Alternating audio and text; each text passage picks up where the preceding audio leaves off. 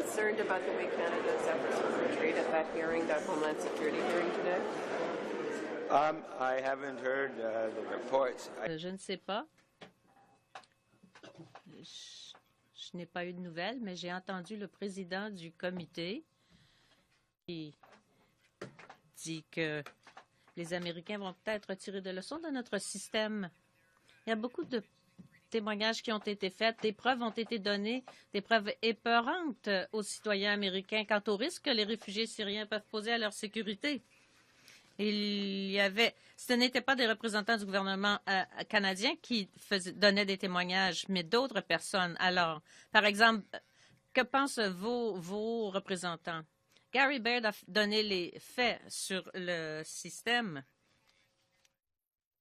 Oui, je pensais que notre ambassadeur avait présenté un témoignage par écrit au comité quant à nos processus. Et ce que j'ai fait et ce que mon collègue Ralph Goodale a fait, c'est de bien préciser aux membres de l'administration américaine quelle était notre position. Et le secrétaire de l'Intérieur, de la Sécurité intérieure, l'ambassadeur des États-Unis au Canada, le président du comité sénatorial avaient des commentaires positifs sur nos processus de sécurité. Maintenant, nous avons des audiences dans la Chambre des communes au Canada. Je ne pense pas que nous ayons des ministres du cabinet de pays étrangers qui viennent témoigner au comité parlementaire de la Chambre. Il est normal que les ministres du Canada restent en liaison avec leurs homologues aux États-Unis et ce que les comités sénatoriaux décident de faire aux États-Unis, c'est leur affaire. Mais notre ambassadeur a présenté de l'information au dit comité quant à nos procédures de sécurité. Alors, vous n'êtes pas inquiet de la réputation du Canada? Eh bien, je pense qu'il y a encore des circonstances où les gens disent que les terroristes, le 11 septembre, avaient traversé la frontière canado-américaine. Même si le 11 septembre, c'était il y a plusieurs années, mon Dieu, cette rumeur fausse persiste. Et il est vrai que le ton du débat sur les questions de terrorisme aux États-Unis est assez élevé. Alors, c'est important pour le Canada de présenter la vérité. Et il arrive souvent aux États-Unis, selon les cercles dans lesquels on circule, qu'on soulève certaines inquiétudes, même depuis le 11 septembre. Et on dit encore, par erreur, que les terroristes ont traversé la frontière canadienne le 11 septembre. Ce n'est pas vrai.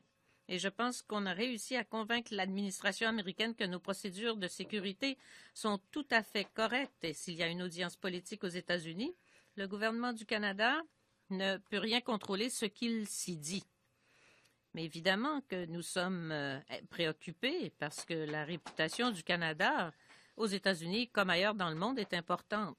Mais nous croyons bien avoir communiqué efficacement la clarté de notre position sur ces questions à nos homologues américains. Craignez-vous qu'un comité sénatorial du Canada s'inquiète du fait que le Canada fasse venir des réfugiés, 25 000 réfugiés syriens? Pensez-vous qu'est-ce que cela dit du Canada et de notre sécurité frontalière? Nous n'avons pas de commentaires particuliers sur ce que les autres pays veulent étudier. C'est à eux de le décider. Nous savons que les mesures du ministère de la Sécurité publique, ministère de l'Immigration sont saines. Les procédures de vérification sont rigoureuses. Les vérifications d'antécédents aussi. Nous savons que les experts en sécurité qui ont prêté conseil au gouvernement, les chefs d'agences comme le CRSC, la GRC, le conseiller de la Sécurité nationale au premier ministre, ce sont des professionnels du Canada qui prêtent conseil au gouvernement. Tout le monde nous dit que nous pouvons avoir confiance dans les mesures de sécurité. Alors, nous n'avons pas changé d'avis. De toute évidence, le Canada est critiqué pour avoir fait cela trop rapidement. Oui, il y a des gens qui critiquent.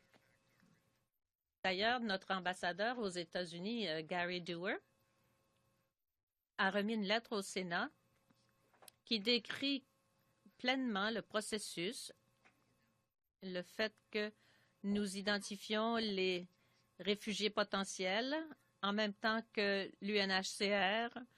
Nous cherchons des candidats qui pourront s'établir rapidement et qui auront le moins grand nombre de problèmes à s'intégrer.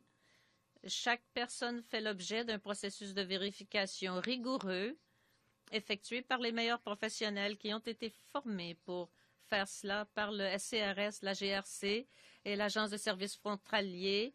On recueille des biomatrices et toutes ces données sont intégrées dans les bases de données internationales, américaines et canadiennes.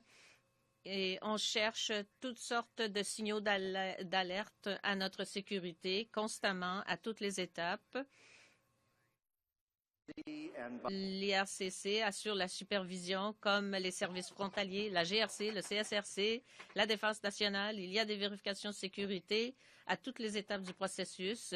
Nous avons bien dit depuis le départ qu'il n'y avait pas de compromis à faire sur la qualité des normes du travail de sécurité qui se fait dans ce projet comme dans tout autre pour les immigrants au Canada.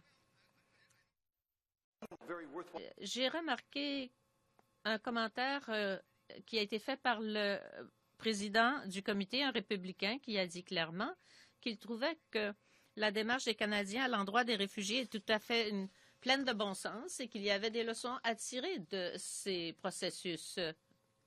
Alors, notre système est solide, il fonctionne bien et il nous aide à nous acquitter d'un bon projet humanitaire en toute sécurité. Et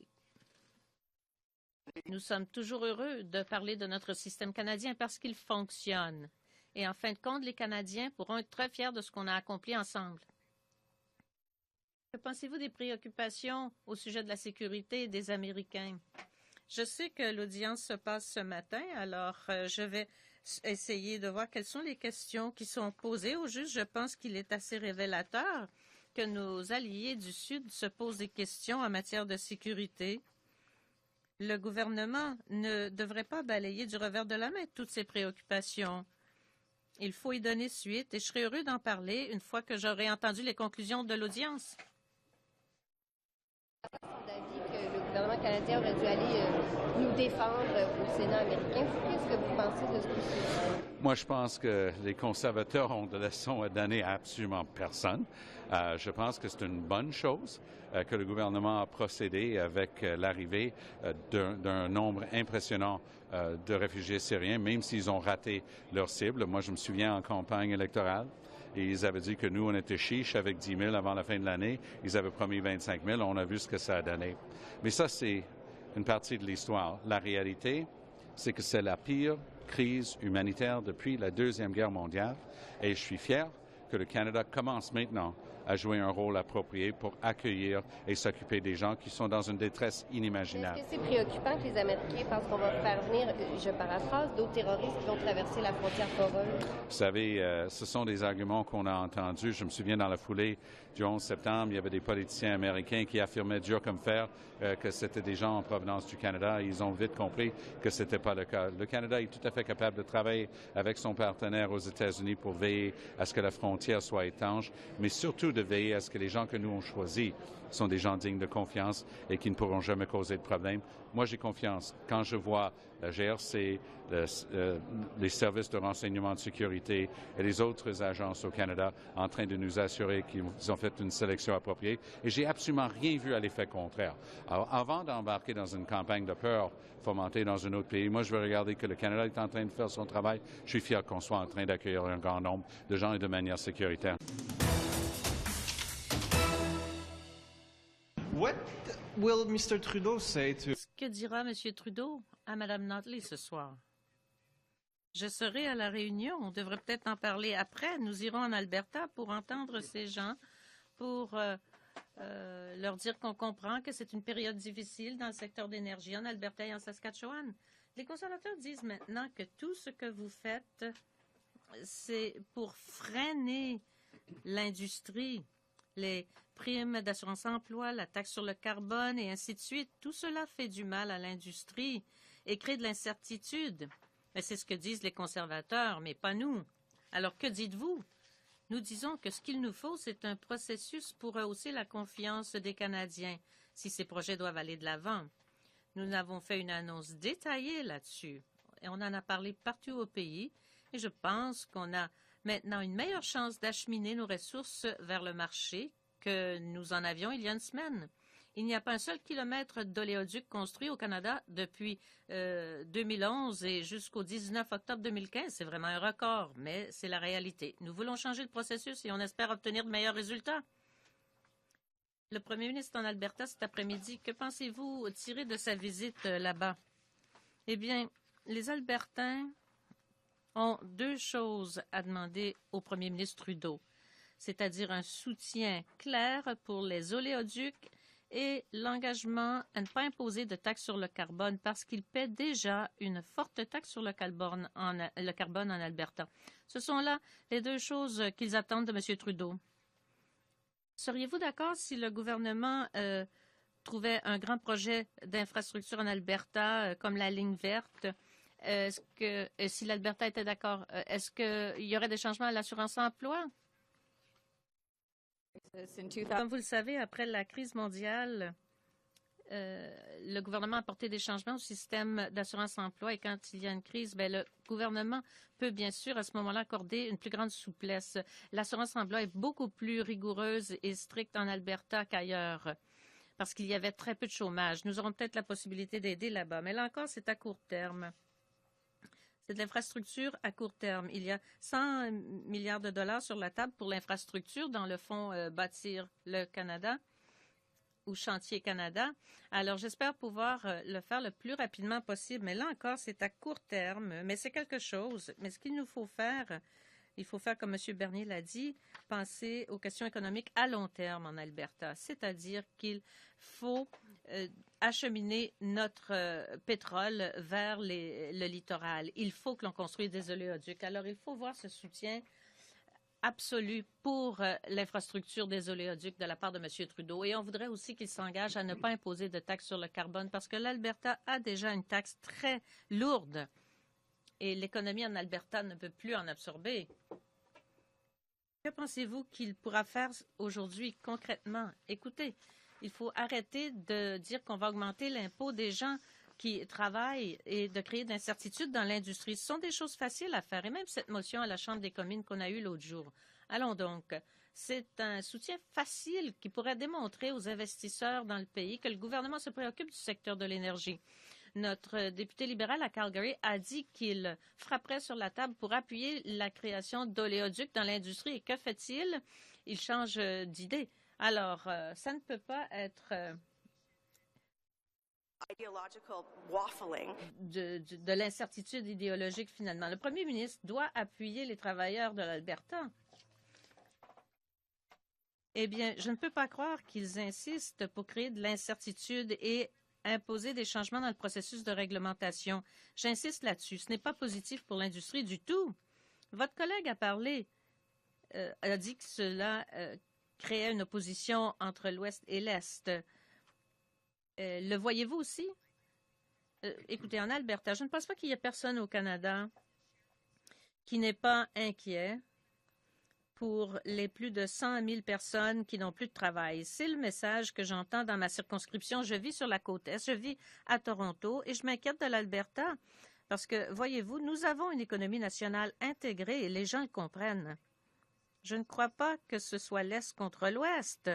C'est le judicieux par opposition au stupide et nous avons une bonne politique pour veiller à ce que l'économie canadienne continue de prospérer, et c'est-à-dire une position et un leadership bien ferme sur cette question.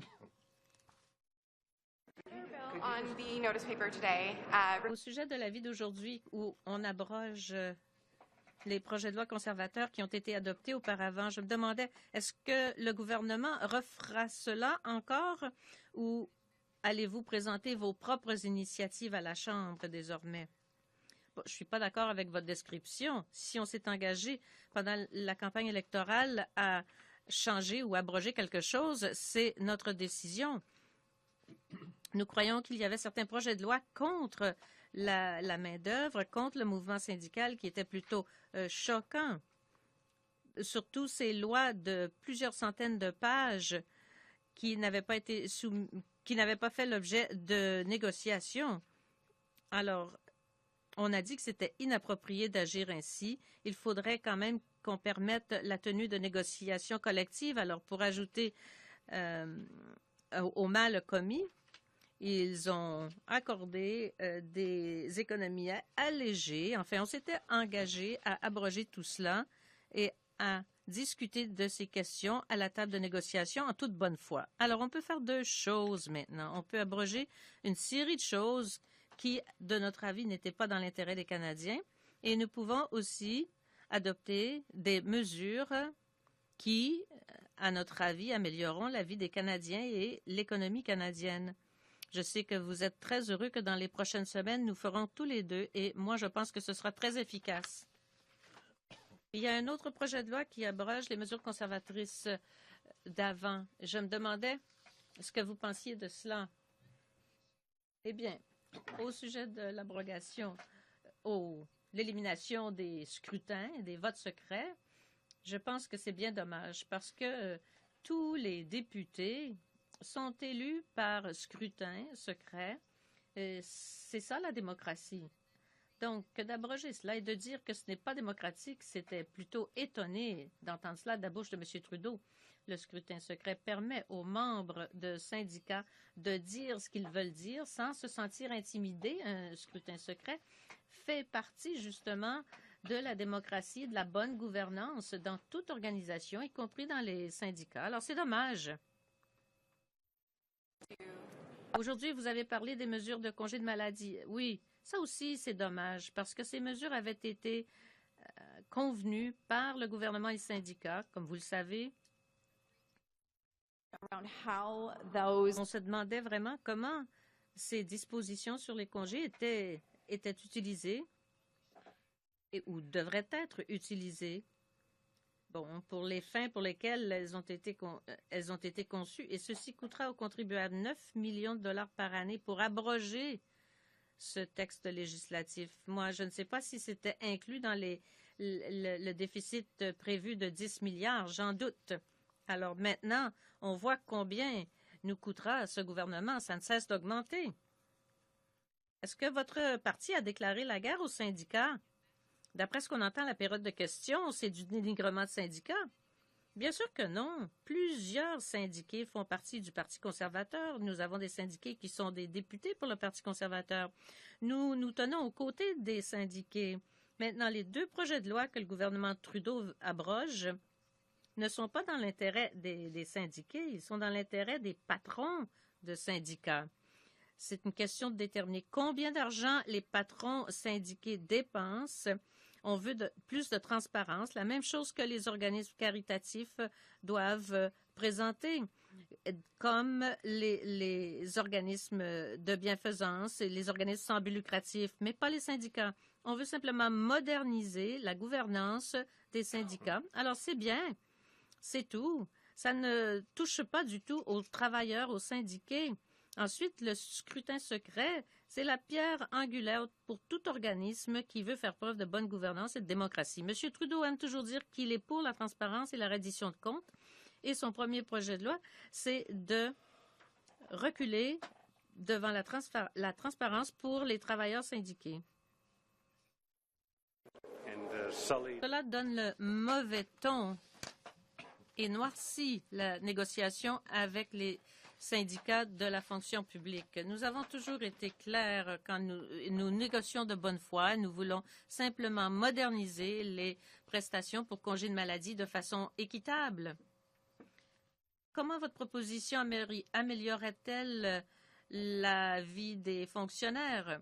Eh bien, ça, ce sera discuté à la table de négociation. Je répète, Elisabeth, même si j'aime bien nos conversations, nous n'allons pas négocier devant les médias. Nous allons négocier. Mais il y a beaucoup de fonctionnaires qui... Oui, et ils peuvent fort bien s'engager avec nous par l'intermédiaire de leurs négociateurs à la table de négociation. Il y a un processus de négociation et nous le respectons. et la vie s'améliorera. Ouais, nous comptons bien avoir une négociation constructive avec les syndicats de la fonction publique. Nous allons négocier équitablement. Nous savons que nous avons hérité d'un déficit et d'une économie qui roule au ralenti. Et depuis notre arrivée au pouvoir, les prix du pétrole ont ralenti la croissance d'autant plus et accru les pressions financières. C'est donc bien connu que nous traversons une période de pression financière incroyable, de pression financière et économique. Ainsi donc, il nous faut négocier de façon responsable et c'est ce que nous ferons. De façon responsable et toujours respectueusement. Merci. Rona Ambrose dit qu'abroger ce que les conservateurs avaient adopté coûtera 900 millions de dollars par année. J'ai l'impression que vos propositions vont peut-être atténuer. Non, écoutez, la démarche du gouvernement conservateur de s'en prendre à la fonction publique et de dénigrer la fonction publique a empoisonné les relations avec les syndicats de la fonction publique. Et ça a aussi démoli le moral complètement des fonctionnaires. C'est cela qui coûte cher aux contribuables. Et cela mine le moral des fonctionnaires et nuit à notre capacité de travailler avec eux pour accomplir ce que l'on veut accomplir. Nous avons un grand mandat comme gouvernement pour faire des choses importantes grâce à un programme progressif. Il nous faut avoir une fonction publique motivée et engagée et il nous tarde de travailler avec cette fonction publique. Avez-vous des commentaires au sujet de Rona, ce qui est arrivé ce matin? Là encore, les actionnaires doivent l'approuver et les investisseurs devront l'approuver. Pouvez-vous faire quelque chose pour être certain que les emplois resteront au Canada? Eh bien, ça fera partie de l'examen qui sera fait par le gouvernement. Êtes-vous inquiète des emplois suite à l'acquisition de Rona? J'ai entendu la nouvelle ce matin. Il paraît que l'entreprise a décidé de maintenir le quartier général au Québec. Alors, nous allons suivre cela de près. Mais nous achetons des compagnies partout dans le monde, voyez-vous, et ça nous arrive à nous aussi. Alors, je pense qu'ils sont sensibles à la scène canadienne. Il est dommage qu'on ait perdu une si belle entreprise canadienne, mais ils semblent vouloir maintenir les emplois ici.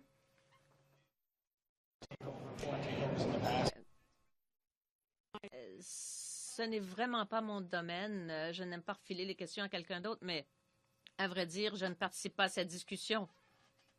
Parlant d'emploi, ces compagnies disent toujours qu'on va garder l'administration centrale ou le quartier général, on garde les magasins ouverts, mais voilà que tout d'un coup, ils quittent. Écoutez, toute cette histoire repose sur une économie forte. Quand on investit dans une infrastructure, quand on a de bons emplois pour la population, nous allons pouvoir faire des travaux de rénovation chez nous, faire des emplettes. Alors, c'est une question d'économie saine. Alors, nous allons investir beaucoup d'argent dans notre infrastructure et ainsi, cela créera de bonnes retombées sur l'économie. Ça devrait être très bon pour le secteur du détail. Québec, d'abord. Comme vous savez, on a appris ce matin l'annonce de cette transaction. Selon la loi fédérale, une transaction comme ça est sujet à une révision du Bureau de la concurrence. C'est un processus rigoureux basé sur les bénéfices pour l'économie canadienne. Le Bureau de la concurrence est une révision indépendante. Alors, nous allons laisser le Bureau de la concurrence faire leur révision et avant de commenter une telle transaction, nous avons noté cependant l'engagement de garder le siège social à Boucherville au Canada, mais nous allons laisser le processus se faire. Est-ce que vous craignez que des prises de contrôle comme celle-là se multiplient avec la faiblesse du dollar canadien? Vous savez, c'est un sujet que le Bureau de la concurrence, à un moment donné, aura peut-être l'obligation de se pencher dessus. Nous allons traiter chaque transaction sur les mérites qui s'imposent. Mais pour le moment, c'est dans les mains du Bureau de la concurrence, comme j'ai dit, qui ont l'obligation dans la loi fédérale de revoir ce genre de transactions-là, y compris un critère sur les bénéfices pour l'économie canadienne. Et nous avons pleinement l'intention de laisser ce processus se faire. J'ai pris note qu'effectivement, l'enjeu principal, c'est s'assurer que les emplois au Québec restent au Québec et on va travailler étroitement avec le gouvernement du Québec pour s'assurer que ce soit le cas. Qu'est-ce que vous pouvez faire pour faire ça? Parce que là, ils disent, on regarde les emplois, tout est beau. Dans 2-3 ans, là, on ne regardera plus ça, puis les emplois vont disparaître, le siège social va se vider. Comment le fédéral peut s'assurer que ces emplois-là restent au Québec à long terme? Mais comme vous le savez, c'est un enjeu qui relève des relations provinciales fédérales. Donc, le Québec et le Canada doivent travailler étroitement sur cette question-là. Le gouvernement du Québec a un rôle à jouer et nous avons un rôle à jouer aussi, puis on va le faire de façon la plus efficace et plus transparente possible. Pouvez-vous arrêter la vente? Pouvez-vous arrêter la vente? Je vous inviterai peut-être à regarder les détails de cette entente en premier. Ce que j'ai évidemment pas fait, là, je vous le dis très honnêtement, de façon très transparente. J'étais en caucus ce matin, en caucus huis clos, donc je n'avais même pas accès à mes courriels. Donc je suis un petit peu devant vous ici ce matin pour vous dire que l'objectif principal, c'est de protéger les emplois du Québec et qu'on va le faire en collaboration. Mais avec vos collègues, mais M. Duclos, avec vos collègues... Comment pouvez-vous protéger ces emplois? On trouvera moyen de le faire. L'objectif, c'est de maintenir les emplois du Québec, au Canada. S'en aille aux mains étrangères. Bien, les propriétaires de l'entreprise ont décidé que c'était une bonne décision dans l'intérêt de leurs actionnaires et on voit que le gouvernement du Québec est du même avis, que c'est une décision favorable pour l'entreprise et pour l'économie du Québec. Et vous savez qu'on croit aux investissements étrangers. Ce Canada a été bâti il y a déjà plusieurs années par des investissements étrangers. Nous sommes ouverts au commerce et je peux vous dire qu'en tant que Québécois, je suis très fier lorsque Couche-Tard fait des acquisitions aux États-Unis. Et donc, aujourd'hui, bien, on a une compagnie américaine qui a décidé d'investir ici au Québec et au Canada, et c'est une bonne nouvelle. Mais le gouvernement Harper a quand même bloqué 2 transactions majeures en 2008, puis la dernière, je pense, en 2012, avec Potash. Pourquoi celle-ci, elle ne serait pas bloquée alors que les autres l'ont été? Mais là, c'est le gouvernement actuel qui devra prendre une décision par rapport au processus. Et moi, je vous dis que je suis très heureux de la transaction et ça va être une transaction qui va être favorable pour les travailleurs et pour les actionnaires de la compagnie. Merci. Bien pour la perte d'emploi, par exemple, et le fait que le siège social pourrait déménager aux États-Unis. Tout ça va être analysé selon la législation canadienne et on va voir la position du gouvernement en temps et lieu. Merci. Comme Québécois, ça vous fait pas un petit peu mal au cœur, un pincement au cœur de voir comme ça disparaître un fleuron québécois, au fond? Bien, je crois que c'est dans l'intérêt du Québec et dans l'intérêt des actionnaires de faire en sorte de pouvoir avoir une entreprise ici qui va continuer à exister, qui va continuer à offrir les services aux Québécois.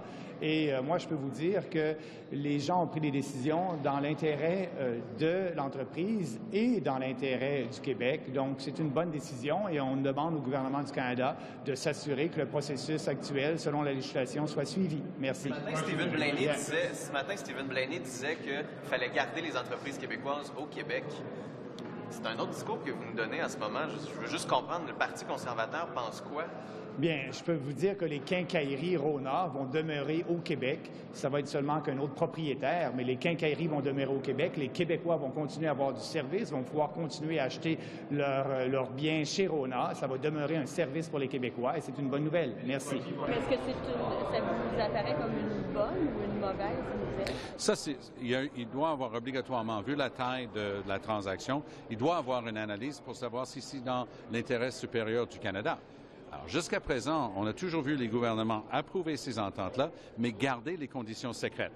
Les libéraux ont promis de faire des choses autrement. Dans le cas de Rona, le gouvernement libéral devrait s'engager auprès du public de rendre public, justement, l'ensemble d'une entente signée éventuellement avec les acheteurs. Sur le principe, est-ce que c'est une bonne nouvelle de voir une compagnie québécoise qui se retrouve entre les mains d'Américains? Les compagnies québécoises achètent des compagnies étrangères, achètent des compagnies québécoises. C'est pas le fait même de vendre ou d'acheter. C'est dans quelles conditions. Est-ce qu'on garantit, par exemple, que le siège social va rester ici? Moi, je me souviens de la vente d'Alcan à Rio Tinto. Ils ont promis plein de choses. Ça n'a pas été au rendez-vous. Alors, il faut avoir une entente claire. Il faut jauger le meilleur intérêt du Canada là-dedans. Et oui, il faut rendre tout ça public. Le public a le droit de savoir, dans le cas de Rona, qu'est-ce qu'il va avoir dans une éventuelle entente.